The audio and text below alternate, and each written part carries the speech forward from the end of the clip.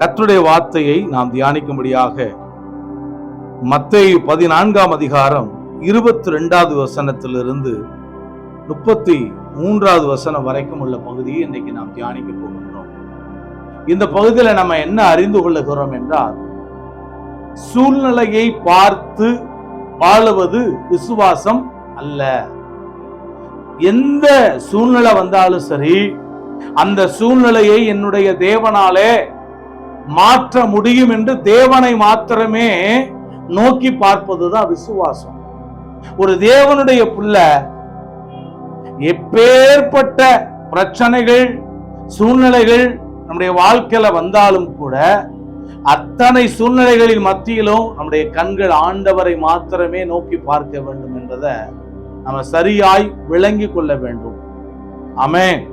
இந்த வசனங்களை நாம் வாசிக்கும் போது, இயேசு ஜனங்களை அனுப்பி விடுகையில நம்முடைய சீசர்கள் படவில் ஏறி தமக்கு முன்னே அக்கறைக்கு போகும்படியாக அவர்களை துரிதப்படுத்தினார். புரிந்து கொள்ளுங்க, ஆண்டவர் நம்ம மேல அக்கறையா இருக்கிறார். முதல்ல நம்ம மேல கரிசனையா இருக்கிறார். நம்ம மேல மிகவும் அன்போடு இருக்கிறார். எதுக்கு தெரியுமா? எப்படியாவது தன்னுடைய பிள்ளைகள் பரலோக ராஜ்யத்திற்கு, நித்திய ராஜ்யத்திற்கு வர வேண்டும் என்பதிலே அவர் கரிசனையா இருக்கிறார். இங்க சொல்லப்படுகிற அக்கறைக்கு போகும்படி அப்படி சொன்னா, கடலை கடந்து மறுகரைக்கு வரும்படியா சொல்றார். அதே போலதான் இந்த வாழ்க்கை என்கிறதான பிரயாணத்துல ஒரே ஒரு தரம் இந்த உலகத்திலே நாம் பிரயாணம் செய்கிறோம். இந்த பிரயாணத்துல அக்கறையாம் பரலோகத்திற்கு ஒவ்வொரு மனிதனும் கடந்து வர வேண்டும் என்பதுல ஆண்டவர் இன்றைக்கு சுவிசேஷமாகிய இந்த நற்செய்தியை சொல்லி அவர் துரிதப்படுத்தி கொண்டே இருக்கிறார். ஆமென். நாம பரலோக ராஜ்யத்திற்கு செல்லும்படியாக, கடந்து செல்லும்படியாக அவருடைய ஆலோசனையை கேட்டு ஆயத்தப்பட வேண்டும், துரிதப்பட வேண்டும். ஆமென். இதை நம்ம புரிந்து கொள்ளணும். அடுத்த வார்த்தையில பார்க்கிறோம், அவர் ஜனங்களை அனுப்பிவிட்ட பின்பு அவருக்கு ஒரு முக்கியமான வேலை இருந்துச்சு. நமக்கும் கூட இந்த உலகத்துல மிக முக்கியமான வேலை. அது என்ன வேலைன்னா, தேவனோடு கூட தனித்திருக்கிறது. என்னது? ஆண்டவரோடு கூட தனித்திருக்க வேண்டும். நல்லா கவனிக்கணும். ஏனோக்கு தேவனோடு கூட அவன் சஞ்சரித்து கொண்டிருந்தான். அவன் தனித்து தேவனோடு கூட ஒவ்வொரு நாளும் ஐக்கியப்பட்டான், உறவாடினான். புரிந்து கொள்ளுங்க. அப்ப ஒவ்வொரு நாளும் இது பைபிள்ல வசனம் சொல்லுது, எங்களுடைய ஐக்கியம் பிதாவோடும் அவருடைய குமாரனாகிய இயேசு கிறிஸ்துவோடும் இருக்கிறது அப்படின்னு சொல்லப்பட்டிருக்கு. அப்ப நம்முடைய ஐக்கியம் இன்றைக்கு யாரோடு கூட இருக்கிறது? பிதாவோடு கூட ஐக்கியப்படும்படி ஜெபிக்கும்படியாக இயேசு தன்னோடு கூட இருந்த சீஷர்களை அக்கறைப்படுத்தி விட்டு, இதுல ஒரு ஞாபகம் எனக்கு வருது. எப்படின்னா, யாக்கோபு தனித்திருக்கும்படியாக தன்னோடு கூட இருந்த தன்னுடைய மனைவிகள், பிள்ளைகள், மிருக ஜீவன்கள், ஆடு மாடுகள் எல்லாவற்றையும் அவன் அக்கறைப்படுத்தி விட்டானாம். அக்கறைப்படுத்தி விட்டு தேவனோடு கூட அவன் தனித்திருந்து செபித்து அவன் போராடினான் என்று சொல்லி பார்க்கிறோம். என்ன போராடினான் தெரியுமா? ஆண்டவரே, நீர் என்னை ஆசீர்வதித்தால் ஒழிய உம்மை போக விடேன் என்று சொல்லி போராடினான். அதே போல இதை கேட்கின்ற அருமையானவர்களே, இயேசு தன்னுடைய சீஷர்களை அனுப்பிவிட்டு பிதாவோடு கூட தனித்திருந்து ஜெபிக்கிறதை அவர் முக்கியமாக கண்டார். இந்த கடைசி நாட்களிலே அதிகமாக நாம் தேவனோடு கூட தனித்திருந்து ஜெபிக்கவும், ஐக்கியப்படவும், உறவாடவும், நம்முடைய நேரங்களை செலவு பண்ண நம்மை நாம் அர்ப்பணிக்க வேண்டும். இன்றைக்கு தேவனோடு கூட செலவழிக்கிற நேரங்களை இன்றைக்கு தொலைக்காட்சி, இன்றைக்கு மொபைல், இன்னும் உறவினர்கள், இப்படி பல காரியங்கள், வேலை அப்படின்னு சொல்லி நிறைய விஷயங்கள் தேவனோடு கூட தனித்திருந்து செபிக்கக்கூடிய காரியங்களை களவாடி விட்டது, திருடி கொண்டது. அதனால அதையெல்லாம் நாம் விட்டு முதலாவது தேவனுடைய ராஜ்யத்தையும் அவருடைய நீதியையும் தேடும்படியாக நாம் நம்மை ஒப்பு கொடுத்தோம் என்றால் இவைகளெல்லாம் நமக்கு கூட கொடுக்கப்படும் என்று சொல்லி வசனம் சொல்லுகிறது. கர்த்தரையும் அவர் வல்லமையையும் நாடுங்கள், அவர் சமூகத்தை நித்தமும் தேடுங்கன்னு சொல்லப்பட்டிருக்கு. கர்த்தரையும் அவர் வல்லமையையும் நாடுங்கள், அவர் சமூகத்தை நித்தமும் தேடுங்கள். வசனம் சொல்லுகிறது, கர்த்தரை கண்டடையத்தக்க சமயத்திலே அவரை தேடுங்கள், அவர் சமீபமாய் இருக்கையிலே அவரை நோக்கி கூப்பிடுங்கள் அப்படி சொல்லப்பட்டிருக்கு. அது மட்டும் இல்ல, நாம் நம்முடைய தேவனாகிய கர்த்தரை தொழுது கொள்ளுகிற போதெல்லாம் அவர் நமக்கு சமீபமாய் இருக்கிறதை போல தேவனை இவ்வளவு சமீபமாய் பெற்றிருக்கிற வேற பெரிய ஜாதியும் எது அப்படின்னு சொல்லப்பட்டிருக்கு. இந்த ஏனோக்க பின்பற்றின நோவாவுக்கு அவரு தாத்தா இல்ல, நோவா அவர்கிட்ட கற்றறிந்த அதே மாதிரியே என்ன செய்யறாருன்னு சொன்னா, நோவா தேவனோடு கூட சஞ்சரித்துக் கொண்டிருந்தான்னு பார்க்கிறோம். அதனாலதான் அவன் நீதிமான் உத்தமன் என்று அவன் தேவனாலே அவன் புகழப்பட்டான், தேவனிடத்துல பேர் எடுத்தான். நாம தேவனோடு கூட சஞ்சரிக்கிறோமா? சீசர்களை இயேசு தெரிந்தெடுத்ததே எதுக்கு தெரியுமா? முதலாவது அவர்கள் தம்மோடு கூட இருக்கவும், பின்பு தாம் அனுப்புகிற இடங்கள்ல போய் சுவிசேஷத்தை, தேவனுடைய ராஜ்யத்தை பற்றி சொல்லவும் அவர் முதல்ல அவங்களை ஏற்படுத்தினாராம். இன்னைக்கு ஆண்டவரை தேடுகிறதை விட்டு எத்தனையோ காரியங்களை இன்றைக்கு மனிதர்கள் தேடிக்கொண்டிருக்கிறார்கள். தேவனை தேட நேரம் இல்ல, பிசினஸ், வேலை வேலை வேலை வேலை, வியாபாரம் வியாபாரம் என்றே ஓடிக்கொண்டிருக்கிறார்கள். அழியக்கூடிய காரியங்களையே நாடி தேடி ஓடிக்கொண்டிருக்கிறார்கள். இம்மையிலே கொடுக்கப்பட்ட இந்த ஒரே ஒரு வாழ்க்கையில ஆண்டவர் இயேசு கிறிஸ்து நமக்கு என்ன கற்றுக் கொடுக்கிறார் என்றால், நித்தியமான காரியங்களை நினைத்து அதை முதலாவது நீ தேடு அப்படின்றார் ஆண்டவர். தனித்திருக்கும்படியா ஒரு மலையின் மேல் ஏறினார். ஏறி தனிமையாயிருந்தார். நல்லா கவனிங்க, இயேசு நிறைய இடங்கள்ல தனிமையாயிருந்தார் என்று பார்க்கிறோம். அவர் அதிகாலையில இருட்டோட எழுந்து புறப்பட்டு அவர் வனாந்தரமான ஒரு இடத்துக்கு போய் அங்கே தனித்திருந்து அவர் ஜெபித்தார். கெத்செமனே தோட்டத்திலே தனித்திருந்து அவர் ஜெபித்தார். அது மட்டும் இல்ல, ஞானஸ்நானம் பெற்று 40 நாள் உபவாசத்துல தனித்திருந்து அவர் ஜெபித்தார். ஒன்னு தெரிந்து கொள்ளுங்க, தனிமை என்பது ஆபத்து, ஆனா தனிமை என்பது தேவனோடு இருந்தால் அது உனக்கு ஆசீர்வாதம். ஆமென். ஏன்னா தேவனற்ற தனிமை பாவத்துக்குள்ள நடத்தும். தேவனற்ற தனிமை உன்னை பாவத்துக்குள்ள நடத்தும். ஆனா தேவனோடு கூட இருக்கிற தனிமை உன்னை ஆசீர்வாதத்துக்குள்ள, உன்னத நன்மைகளுக்குள்ள உன்னை நடத்தும். எப்படி தெரியுமா? ஏதேன் தோட்டத்துல ஆதாமும் ஏவாளும் தேவனோடு கூட அவர்கள் சஞ்சரித்து அவரோடு உறவாடி அவரோடு ஐக்கியப்பட்டு கொண்டிருக்கிற வரையிலும் அவர்கள் சாத்தானுடைய தந்திரங்களை, பிசாசு அவனுக்கு முன்பாக விரித்த வலை கண்ணியில அவர்கள் தப்பினார்கள், காப்பாற்றப்பட்டார்கள். ஆனா தேவன் எப்ப இல்லையோ, தனித்திருந்த வேளையில, தேவன் இல்லாத வேளையில பிசாசு அங்கே வந்தான். அங்கதான் ஒரு பெரிய வீழ்ச்சியை ஆரம்பித்தது. தேவன் இல்லாத தனிமை என்பது வீழ்ச்சிக்கும் ஆபத்துக்கும் நேராக நடத்துகிறது. இதுல நம்ம புரிந்து கொள்ளணும். அப்ப இயேசு ஊழியத்தை விட, அற்புத அடையாளங்களை விட பிதாவோடு கூட இருக்கிற ஐக்கியத்தை தான் ரொம்ப ரொம்ப முக்கியப்படுத்தினார், பிரதானப்படுத்தினார். அதே போலதான் ரட்சிக்கப்பட்ட நம்ம ஒவ்வொருத்தருக்கும் எது பிரதானமானது, எது முக்கியமானது அப்படின்னா ஊழியம் அல்ல, தேவனோடு கூட இருக்கிற உறவு, ஐக்கியம், அவரோடு கூட இருக்கின்ற தனிமை, அவரோடு கூட சஞ்சரிக்கின்ற வாழ்க்கை, இதுதான் முதல்ல முக்கியம். ஆமென்.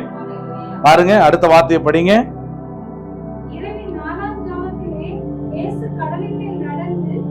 அதற்குள்ளாக படவு நடுக்கடலிலே சேர்ந்து எதிர்காற்றாய், அடுத்தடுத்த வார்த்தைகளை வாசிங்க. அதற்குள்ளாக படவு நடுக்கடலிலே சேர்ந்து எதிர்காற்றாய் இருந்தபடியினாலே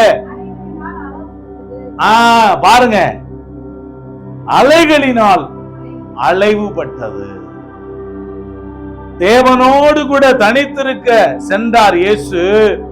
ஆனா இவங்க அக்கறைக்கு போறதுக்காக இயேசு இல்ல அங்க படகுல, அவங்க தனிமையா பிரயாணத்துல போய்கிட்டு இருக்கிறாங்க. இல்ல, எதிர்காற்று வருகிறது. பிசாசு வாழ்க்கை பயணத்துல இந்த உலகத்துல நிறைய எதிர்காற்றுகளை அனுப்பக்கூடும். வசனத்துல பார்க்கிறோம், அப்போஸ்தலர் புத்தகத்துல யூரோக்ளிதான்ற ஒரு பெருங்காற்று கப்பலை மோதிச்சான்.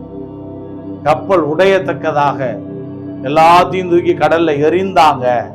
யோனா கப்பல்ல போன பொழுது கப்பலில் ஒரு பெரிய காற்று வந்துச்சு, யோனாவை தூக்கி கடல்ல போட்டாங்க. நல்ல கவனிங்க, இயேசு இல்லாம நம்முடைய பிரயாணத்தை நாம் செய்வோம் என்றால் நிச்சயமாக நிறைய எதிர்காற்றுகளை, போராட்டமான சூழ்நிலைகளை நாம் சந்திப்போம். ஆமென். இயேசு எப்போது நம்முடைய பிரயாணத்துல இருக்கிறாரோ அப்பொழுது அவர் பாதுகாக்கின்ற கரம் நம்மை அனைத்திலும் தூக்கி எடுக்கும்படியாக, நம்மை அரவணைத்துக் கொள்ளும்படியாக நம்ம அருகிலேயே இருக்கும். பாருங்க, தண்டு வலித்து போறாங்க. ஆனா சாயங்காலத்துல போய் ஜெபிக்க போனார் அவர். அவங்க பாத்தீங்கன்னு சொன்னா படகுல போய்கிட்டு இருக்கிறப்ப எதிர்காற்று அப்படியே இவங்க முன்னேறி போறாங்க. போக போக காற்று இன்னும் அதிகமாய் வீசுகிறது. முன்ன ஒரு ஸ்டெப் எடுத்தா அந்த காற்று 2 ஸ்டெப் பின்னாடி தள்ளி விடுது. நிறைய வேளைகளில் நம்முடைய வாழ்க்கையில முன்னேற முடியாம தவிக்கிறோம். ஐயோ, வேலை செய்கிறேன், சம்பாதிக்கிறேன், ஆனாலும் மீதமான ஒன்னையும் நான் எடுக்க முடியல. எவ்வளவுதான் வருமானங்கள் வந்தாலும் என்னால உயர முடியலையே, முன்னேற முடியலையே அப்படின்னு சொல்லி நீங்க தவித்துக் கொண்டிருக்கலாம். ஆனா ஆண்டவர் இயேசுவின் அருகில் இருக்கும் பொழுது, ஆண்டவர் இயேசுடைய வாழ்க்கை பிரயாணத்திலே அவர் இருப்பார் என்றால், நீ அவரோடு கூட இந்த உலக வாழ்க்கையில சஞ்சரித்து ஐக்கியப்படுவாய் என்றால் உன் வாழ்க்கையில வரக்கூடிய முன்னேற்றத்தை எதுவும் தடை செய்ய முடியாது, தடை செய்ய முடியாது. வார்த்தையை பாருங்க, இரவின் 4ஆம் ஜாமத்திலே இயேசு கடலின் மேல் நடந்து அவர்களிடத்தில் வந்தார்.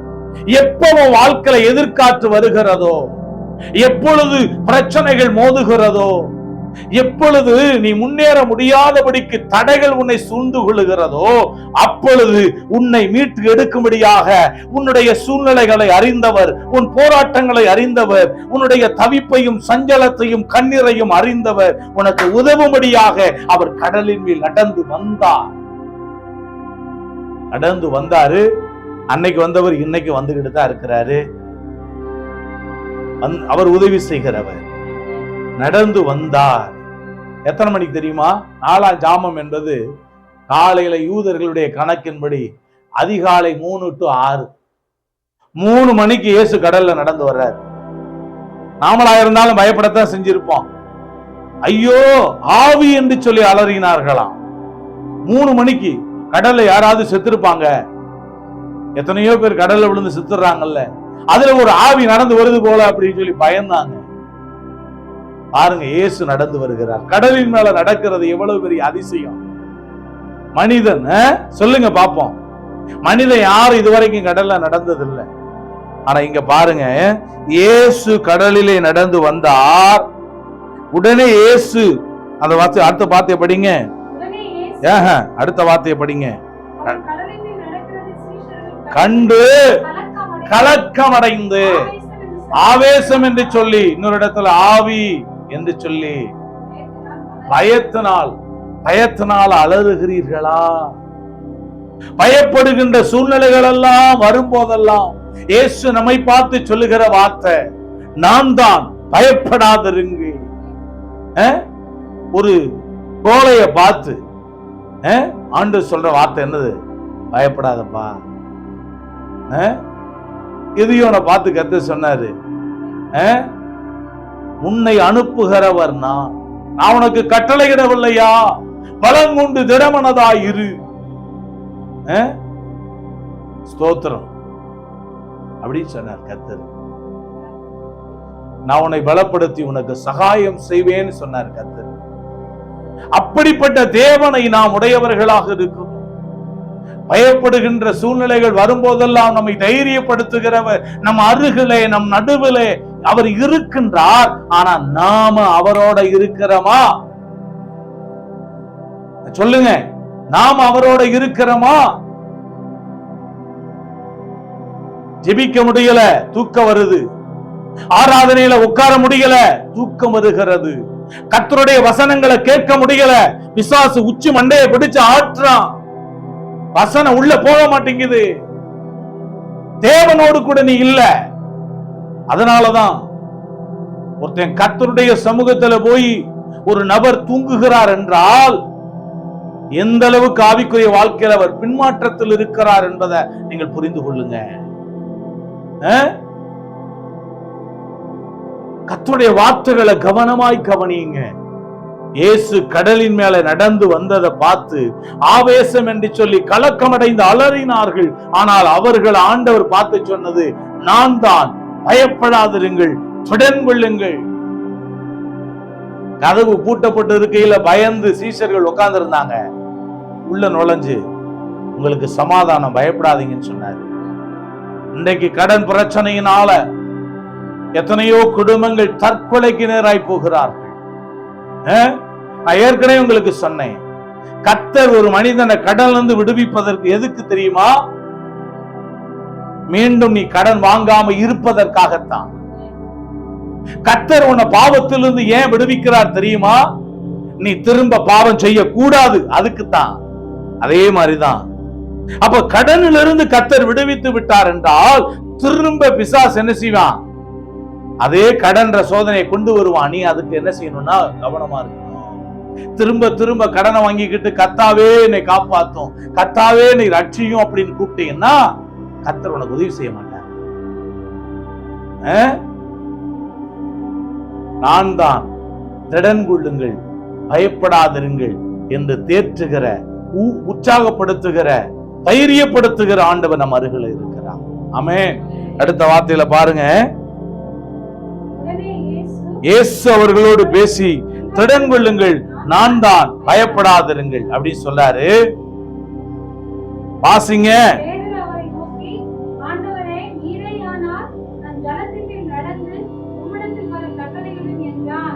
மத்தவங்களும் வாசிங்க, மத்தவங்களும் வாசிக்கணும்.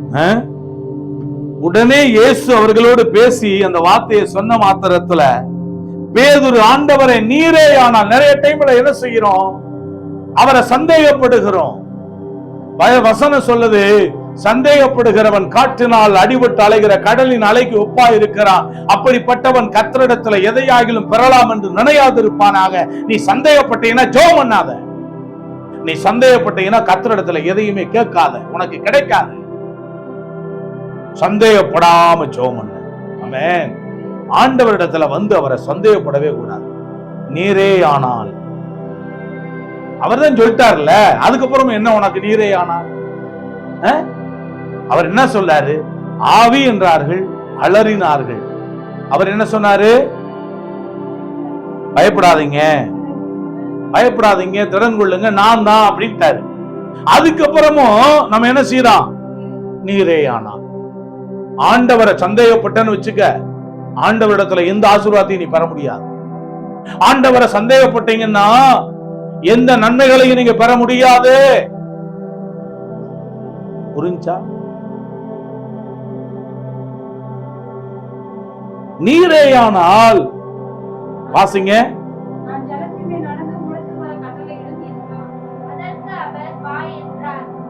அந்த வார்த்தையை படிங்க. ஆண்டவரே நீரேயானால் நான் ஜலத்தின் மேல் நடந்து உம்மிடத்தில் வர கட்டளையிடும். சந்தேகப்பட்டவனையும் ஆண்டவர் என்ன பண்ணாரு? என்ன செஞ்சாரு? வாசி, ரெகபோத் வாசி.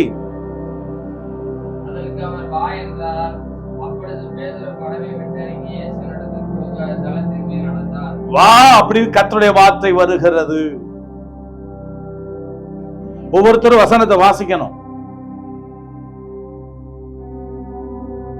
துக்க விட்டல் இல்ல, இங்க சர்வ வல்லமையுள்ள கர்த்தருடைய சமூகத்துல நம்ம இருக்கிறோம். தேவனுடைய வீட்டுல இருக்கிறோம். உட்கார்ந்துட்டு அப்படியே பார்த்துக்கிட்டு உட்கார்ந்து இருக்க கூடாது. வசனங்களை அடுத்தடுத்து எடுத்து வாசிக்கணும். இயேசுவினிடத்திலே போக அவன் ஜலத்தின் மேல் நடந்தான். நீங்க கர்த்தரை விசுவாசிப்பீங்கன்னா, அவருடைய வார்த்தையை நம்புவீங்கன்னா, சூழ்நிலைகள் மேல நடக்கிறதுக்கு ஆண்டவர் உன்னை பலப்படுத்துவார். உன் பிரச்சனைகள் மேல நடப்பதற்கு அவர் உனக்கு பலனை அவர் தருவார். எந்த போராட்டமான சூழ்நிலைகளையும் நீங்க கடந்து செல்வதற்கு அவர் உங்கள் கரத்தை பலப்படுத்துவார். வாசிங்க, அடுத்த வார்த்தையை வாசிங்க. நானே வாசிக்கிறேன். காற்று பலமாயிருக்கிறதை கண்டு பயந்து அமிழ்ந்து போகையில், நம்ம எதை கண்டு பயப்படுறோம், எதை கண்டு அமிழ்ந்து போகிற, என்னைக்கு பயம் வாழ்க்கையில பிரவேசிக்கிறதோ, நீ ஆண்டவரை கண்டு அவரை மாத்திரமே நோக்கி பார்த்து நீ நடப்பாய் என்றால் இந்த உலக வாழ்க்கையில வெற்றிகளை பார்ப்பாய், ஜெயத்தை பார்ப்பாய். பாருங்க, இயேசுவினிடத்தில் போக ஜலத்தின் மேல் நடந்தான். நீங்க இயேசுவை மட்டுமே பார்த்துக்கிட்டு இருக்கிறீங்கன்னா நீங்க வெற்றி பெறுவீங்க, ஜெயம் பெறுவீங்க. போராட்டம் உங்களை மேற்கொள்ளாது, பிரச்சனை உங்களை மேற்கொள்ளாது, பயம் உங்களை மேற்கொள்ளாது, சாத்தா உங்களை மேற்கொள்ள முடியாது, வியாதி உங்களை மேற்கொள்ள முடியாது. ஆனா காற்று பலமாயிருக்கிறதை கண்டு பயந்து அமிழ்ந்து போகையில் ஆண்டவரே என்னை ரட்சியும் என்றான். காற்ற பாக்குறீங்களா? உங்களை சுத்தி இருக்கிற அந்த சூழ்நிலைகளை, பிரச்சனைகளை பாக்குறீங்களா? இல்ல இயேசு கிறிஸ்துவனுடைய வார்த்தையை பாக்குறீங்களா? பிரியமானவர்களே, தேவன் நமக்கு எழுதி கொடுத்த இந்த வேதத்தை பாருங்க. இந்த வேதத்தில் இருக்கிற ஒவ்வொரு வார்த்தைகளும் நம்முடைய வாழ்க்கையில ஆம் என்றும் ஆமேன் என்றும் பலிக்கக்கூடியதா இருக்கு. வானமும் பூமியும் ஒளிஞ்சு போகும், என் வார்த்தைகள் ஒரு நாளும் ஒளிந்து போகாதுன்னு சொல்லி ஆண்டவர் சொல்லி இருக்கிறாருங்க. என் வார்த்தையின்படி நடக்குமோ நடக்காதோ என்று நீ இப்பொழுது காண்பாய்ன்னு சொல்லி இருக்கிறாருங்க. அது மாத்திரம் இல்ல, அவர் சொல்லியும் செய்யாதிருப்பாரோ, அவர் வசனித்தும் நிறைவேற்றாதிருப்பார்னு சொல்லி இருக்கிறார். அப்ப வா என்று சொன்ன அந்த வார்த்தையை அவன் கேட்டு இருதயத்துல விசுவாசித்து நம்பி ஆண்டவரையே பார்த்து நடந்த பொழுது அந்த இதுல நடந்தான். ஆனா தன்னை சுத்தி இருக்கிற அந்த கடலினுடைய இறைச்சலை, கொந்தளிக்கிற புயல் காற்றை பார்த்த பொழுது அவன் அமிழ தொடங்கினான். உங்களை சூழ எத்தனை பிரச்சனை வேணாலும் வரலாம், போராட்டங்கள் வரலாம், ஆனா அதை பார்க்காதீங்க. நான் இப்படி சொல்லட்டும், சூழ்நிலையே பேசிக்கிட்டு இருக்காத. உனக்கு என்ன சூழ்நிலைகள் இருக்கு, உனக்கு என்ன தேவைகள் இருக்கு, அதையே பேசிக்கிட்டு இருக்காத. அந்த சூழ்நிலையோடு கூட தேவனுடைய வார்த்தையை எடுத்து பேச பழகு. ஆமென். அவர் சொல்ல ஆகும், அவர் கட்டளையிட நிற்கும். அவருடைய விசுவாசத்தை உனக்குள்ள வளர்த்துக்க. உனக்குள்ள தேவனுடைய விசுவாசத்தை வளர்த்துக்குள். அவிசுவாசத்தை தூக்கி ஏறி, சந்தேகத்தை தூக்கி ஏறி, பயத்தை தூக்கி ஏறி, இயேசுவின் நாமத்தினால கர்த்தருடைய வார்த்தைய இருதயத்துக்குள்ள நீ எந்த அளவுக்கு நிறைத்து வைத்துக் கொள்கிறாயோ அந்த அளவுக்கு உனக்குள்ளாக தேவனுடைய விசுவாசம் பெருக்கெடுத்து உனக்குள்ள இருந்து மற்ற இடங்களுக்கு ஆசீர்வாதமாக அது பாய ஆரம்பிக்கும். அவிசுவாசத்தை தூக்கி எறிய அந்த ரெண்டு காது மாறி, அவிசுவாசத்தை இயேசுவின் நாமத்தினால பிச்சு ஏறி, சந்தேகத்தை இயேசுவின் நாமத்தினால எரிஞ்சிரு. அதுக்கு பதில் விசுவாசத்தை தூக்கி வை. ஆமென். விசுவாசம். அதுக்கு முன்னாடி ஆனா அப்படின்னு எழுதுவீங்கன்னு வச்சுக்கோங்க. அவிசுவாசம், விசுவாசம் அது நமக்குள்ள இருக்கணும். அதுவே அதுல இருந்து நீங்க ஒரு எழுத்தை கட் பண்ணீங்கன்னா சுவாசம், அதுதான் நமக்கு மூச்சு, அதுதான் நமக்கு உயிர். அதுல இருந்து ஒரு எழுத்தை கட் பண்ணீங்கன்னா வாசம் அப்படி வரும். அதுதான் நம்முடைய வாழ்க்கைக்கு வாசனையை கொடுக்கும். ஆமென். நறுமணத்தை கொடுக்கும். கிறிஸ்துவின் மேல அசையாத நம்பிக்கையை வைக்கணும். ஆமென் சொல்லுங்க. நம்பிக்கை வைக்கணும். பணத்தின் மேல நம்பிக்கை வச்சுக்கிட்டு, மனுஷன் மேல நம்பிக்கை வச்சுக்கிட்டு இருந்தா புஷ்ஷன்னு போயிடுவோம். கர்த்தர் மேல நம்பிக்கை வச்சா மேலே எழும்பி நாம் பறப்போம். வார்த்தையை பாருங்க. உடனே இயேசு என்னை ரட்சியும் என்று கூப்பிட்டான். உடனே இயேசு கையை நீட்டி அவனை பிடித்து, அற்ப விசுவாசியை ஏன் சந்தேகப்பட்டாய்? நம்ம எல்லாம் எப்படி இருக்க தெரியுமா? அற்ப விசுவாசிகளா இருக்கிறோம். ஆண்டவர் நமக்கு நிறைய டைட்டில் கொடுக்கிறாரு. டைட்டில் கொடுக்கிறாரு, அற்ப விசுவாசியே அப்படின்னு டைட்டில் கொடுக்கிறார். ஆண்டவர் மத்தியில படிச்சு பாத்தீங்கன்னு வச்சுக்கோங்க, அற்ப விசுவாசிகளை காட்டு புல்லுக்கு தேவன் இவ்விதமாக விடுத்துவித்தால் உங்களுக்கு விடுத்துவிப்பது அதிக நிச்சயம் அல்லவா? ஆகாயத்து பட்சிகளை கவனிச்சு பாருங்க, காட்டு புஷ்பங்களை கவனித்து பாருங்க அப்படின்னு சொல்றாரு. உலகத்தார் அற்ப விசுவாசிகளே என்றார். உலகத்தார் இதையெல்லாம் தேடி ஓடிக்கிட்டு இருக்காங்க. அற்ப விசுவாசியா இருக்காதீங்கப்பா. விசுவாசம் உள்ளவனாயிரு, ரட்சிக்கப்படுவாய், காப்பாற்றப்படுவாய். ஆண்டவரே, இயேசுவை விட்டுட்டு வாங்க அண்ணன் என்னைக்கு திருப்புறையோ அந்த கடை உன்னை அப்படியே அமுல வச்சிரும். அந்த வியாதி உன்னை அப்படியே அமுல வைக்கும். மூழ்க ஆரம்பிச்சிருவதுல அந்த பிரச்சனையில. ஆனா இயேசுவின் மேல 24 hours 24 மணி நேரமும் கண்களை பதிய வை. தாவீது வசனம் சொல்லுது, கர்த்தரை எப்பொழுதும் நான் எனக்கு முன்பாக நிறுத்தி நான் நோக்கி கொண்டிருக்கிறேன். அவர் என் வலது பாரிசத்தில் இருக்கிறபடியினால் நான் அசைக்கப்படுவதில்லை.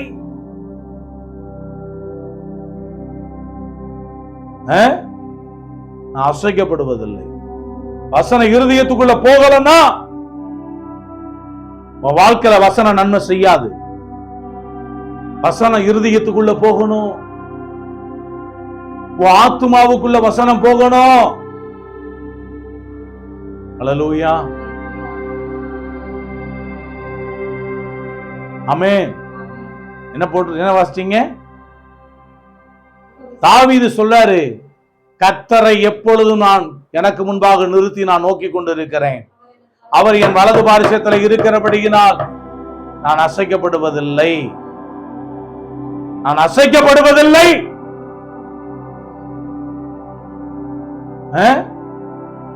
பின்னும் கர்த்தருக்கு முன்பாக ஆபிரகாம் நின்று கொண்டிருந்தான். கர்த்தருக்கு முன்பாக பின்னும் நின்று கொண்டிருந்தான். நீங்க எங்க நின்றுகிட்டு இருக்கிறீங்க?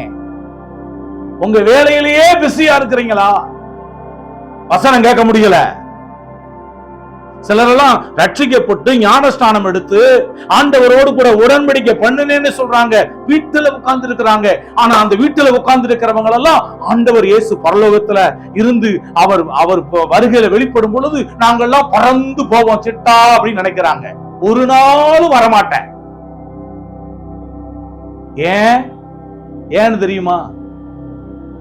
இந்த உலகத்துல ஏனோக்க போல தேவனோடு கூட யார் ஒருவர் சஞ்சரிக்கிறார்களோ, தேவனுடைய ஆலய காரியங்கள் மேல வாஞ்சையா இருக்கிறார்களோ, ஜெபத்துக்கும் ஆவிக்குரிய மக்களுடைய ஐக்கியத்திற்கும் யாரெல்லாம் முக்கியத்துவம் கொடுக்கிறார்களோ அவர்களுக்காகத்தான் இயேசு வருகிறார்.